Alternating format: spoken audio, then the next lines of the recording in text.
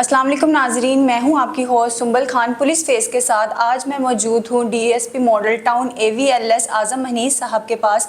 इन्होंने कुछ दिन कबल ही एक बहुत ही ख़तरनाक गैंग पकड़ा है जो कि गाड़ियों और बाइक्स को चोरी करने में बहुत ज़्यादा माहिर है। आइए इनसे पूछते हैं इन्होंने इस गैंग को कैसे पकड़ा और इनको कितनी मुश्किलात का सामना करना पड़ा।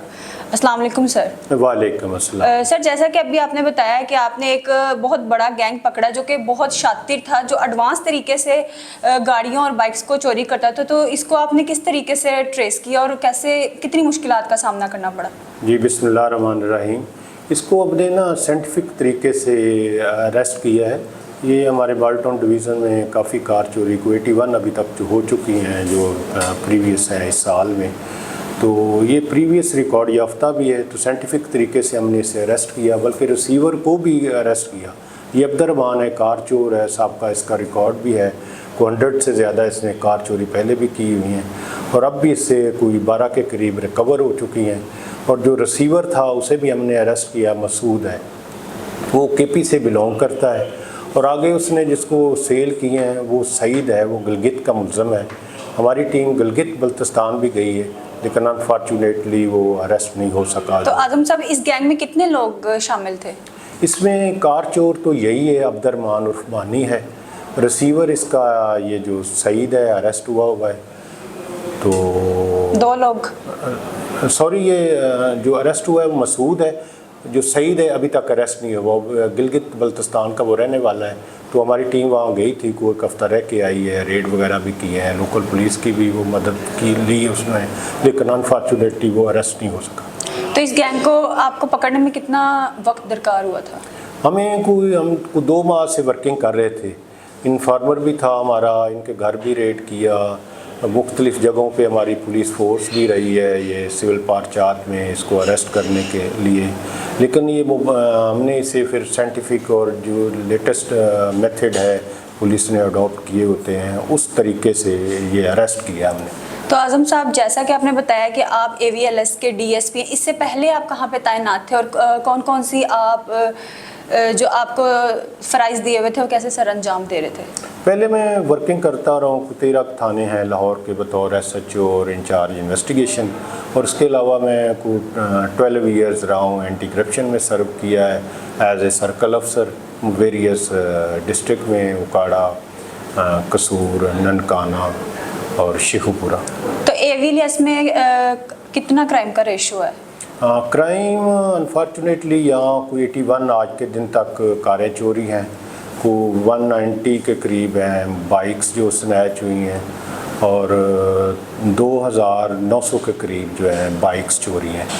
और जिसमें हमने को 1200 चालान भी किए हैं, को 12 कारें रिकवर हैं, 749 जो हैं बाइक्स रिकवर हैं अब तक जो है, और 1200 के करीब हमने 1249 चालान सबमिट किए हैं in the court of law और मुल्ज़मान को प्रॉपर। तो आज़म साहब देखें, क्राइम का रेशो तो मतलब ज़्यादा ही है, जैसे गाड़ियाँ और बाइक्स ये बहुत ज़्यादा आजकल के दौर में चोरी हो रही हैं। तो देखें, जो इंसान बहुत एक ख्वाहिश से एक पैसे जमा करके, क्योंकि हर जैसे मुल्क के हालात है, कोई भी इंसान ऐसे पैसे निकाल के फ़ौरन से चीज़ नहीं खरीद सकता।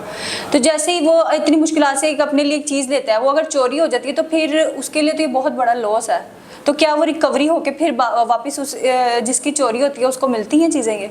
ये तो हमारा गुड वर्क होता है, हम इसमें मैक्सिमम कोशिश करते हैं कि रिकवरी हो, और जो रिकवर हो वो जो कंप्लेनेंट है उसको हैंड ओवर भी किया जाए आफ्टर स्पुर्दारी जो है कोर्ट ऑफ लॉ के थ्रू। तो हम मैक्सिमम करते हैं, बाइक्स मोस्टली रिकवर हो जाती हैं। इस साल भी हमने अभी तक जो 13 गैंग्स जो अरेस्ट किए हैं और 749 के करीब जो है बाइक्स रिकवर करके जो मालकान हैं उनके हमने हवाले किए। तो आज़म साहब, जैसा कि आपने बताया कि ये गैंग जो था बहुत बड़ी तादाद में गाड़ियाँ चोरी करता था, तो ये किस किस मॉडल की गाड़ियाँ चोरी करता था? स्पेसिफिक कोई गाड़ी होती थी जो वो उनका टारगेट होता था कि हमने यही चुरानी है? हाँ, इस गैंग ने जो चोरी किए हैं, 2 मेहरान हैं, 5 कैरी डिब्बे हैं और 2 जो है सेंट्रो हैं। ये ओल्ड मॉडल की ज़्यादातर और कैरी डिब्बे चोरी करता था। तो ये जब चुरा लेते तो फिर इनको सेल करते थे? ये आगे KP में पहुंचा देता था। ये जो मसूद है ये इसका रिसीवर था, और उसके बाद वो मसूद जो आगे सेल कर देता था, सईद है जो गिलगित बल्तिस्तान से बिलोंग करते हैं। जी तो नाजरीन, ये हैं इस केस के मरकजी मुल्जिमान। आइए इनसे पूछते हैं ये गाड़ियाँ कैसे चोरी करते थे और इनको कहाँ फिर बेचते थे। क्या नाम है तुम्हारा? जी अब्दुल रहमान। क्या करते हो? जी मैं गाड़ियाँ चोरी करता हूँ। उसके अलावा क्या काम करते हो? उसके अलावा रिक्शा चलाता हूँ, मेहनत मजदूर। शादीशुदा हो? जी। तो ये गाड़ियाँ कौन से मॉडल की ज़्यादातर चोरी करते थे? मैडम ये 18, 19, 20, 21 मॉडल, 22 मॉडल तक। कैसे चोरी करते थे बताओ, वारदात कैसे डालते थे, तरीका बताओ। जी बाइक पे मैं और मेरा हमारी मुलजिम होता था और हम दोनों बाइक पे जाते थे, राउंड करते थे इलाके का। जहाँ कोई गाड़ी नज़र आ गई मतलब कि उसका रैकी वगैरह करते थे। उसके बाद उसको जब देखते हैं आसपास कोई नहीं है तो फिर उसको जाके चाबी के साथ हम चोरी कर लेते थे। फिर उसको कहाँ, जब चोरी करके ले जाते थे तो फिर उसको कहाँ बेचते थे? जी उसको फिर मैं पेशावर में बेचता था और ये मसूद खान है, इसको मैं सेल करता था। ये पेशावर से लाहौर मेरे से रिसीव करता था गाड़ी। मतलब ये तुम्हारा पार्टनर है? जी इसको मैं सेल करता, ये रिसीवर है मेरा। अच्छा, तो जो पैसे आते थे गाड़ियाँ वगैरह चोरी करके जो बेचते थे, तो उन पैसों का फिर क्या करते थे? मैडम वो घर में लेके जाते थे, किराया वगैरह रेंट पे घर है और घर में खर्चे वगैरह खर्चात तो वगैरह खर्चे पूरे वगैरह तुमने ख़त्म करने के लिए हराम का ही काम करना तुमने सोचा कि मैं ये हराम करूँगा, चोरी करूँगा तो मेरा घर चलेगा, वरना मेरा घर नहीं चलेगा, मैं भूखा मर जाऊँगा। बस मैडम मेरे कार्ड इतना हो गया है, मैं ना भी चोरी करूँ ना, रोड पे चलता फिरता डॉल्फिन वाले या आम मुलाजिम पुलिस वाले पकड़ लें, रिकॉर्ड देखें तो फिर भी मुझे थाने आना पड़ेगा। और मैं कितने पहले पर्चे हो चुके हैं तुम पे? पहले करीबन 100 के करीब हैं। 100 पर्चे तुम पे हो जाए, तुम्हें शर्म नहीं आ रही है? तुम इतनी तुम वारदातें डाल चुके हो कि तुम एक इंसान पे पर्चा हो जाए ना तो वो बाज आ जाता है कि भाई मैंने अब नहीं करना है ऐसा काम, पर तुम फिर भी करते रहे हो। बस मैडम बताया रिकॉर्ड है इस वजह से। तो अब जब दोबारा यहाँ से छूटोगे तो दोबारा फिर करोगे? नहीं जी अब नहीं करूँगा। ये कौन है साथ में? ये रिसीवर है, इसको मैं गाड़ियाँ सेल करता था। पहले कितनी गाड़ियाँ चोरी की हैं?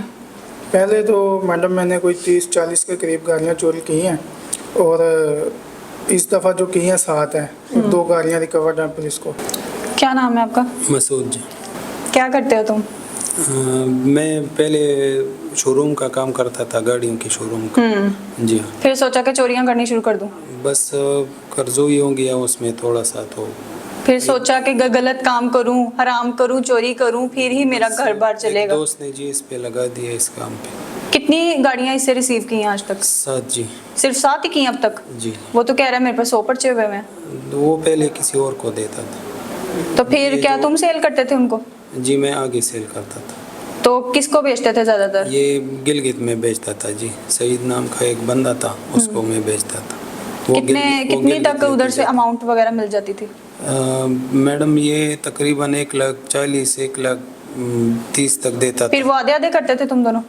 नहीं जी, ये तो मुझसे पूरे वो लेते थे। आगे मैं तकरीबन 50-60 हज़ार कमाता था, उनमें फिर खर्चे मर्चे रास्ते के होते थे। जी हाँ। तुम वो पहले रिकॉर्ड याफ्ता हो, पहले भी तुम पर्चे वगैरह हुए हैं? एक पर्चा था जी मेरे, और नहीं थे। अब कोई शर्मिंदगी हो रही है? बिल्कुल जी।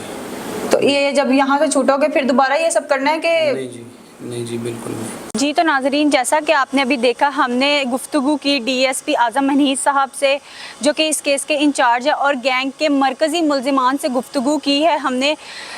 तो हमें इस गैंग की स्टोरी से यही सबक मिलता है कि आवाम को चाहिए कि वो अपनी गाड़ी, अपनी बाइक्स, अपनी सवारी की हिफाजत खुद करें, उसको पार्किंग में खड़ा करें और डबल लॉक करके उसको चेक करें, और साथ ही साथ ट्रैकर की सहूलत भी अपनी गाड़ी में लगवाएं। आपसे मिलती हूँ एक नई वीडियो में, तब तक के लिए अल्लाह हाफ़िज़।